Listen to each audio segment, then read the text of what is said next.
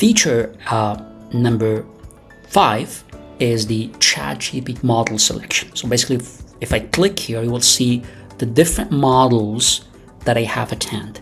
Now, because I am subscribed to the Plus version of ChatGPT, so I have access to GPT-4o, 4o with Canvas, o1 Preview, o1 Mini, etc. So if you're not subscribed to ChatGPT Plus, so you will not have access to ChatGPT-4o, but you can have access to ChatGPT-4, which is very, very excellent and very close model to the performance of 4o. And that's, by the way, one of the key differences between the free version and the Plus version. So basically, depending on the kind of problems that I'm trying to solve, I might choose or select or rely on one of these models as opposed to the others.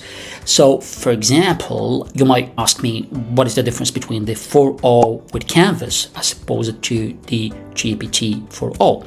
So basically this one, the GPT-4o with Canvas, it allows real-time interaction with the Canvas interface, which is very, very good for visual layouts and illustrations and frameworks, especially when you want to illustrate a certain concept or a complex phenomenon or a complex mechanism.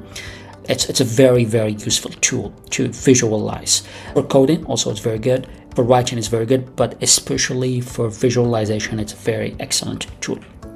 o1 Preview, that's an amazing model, which is basically specialized in reasoning, and that's where I would qualify its key capabilities.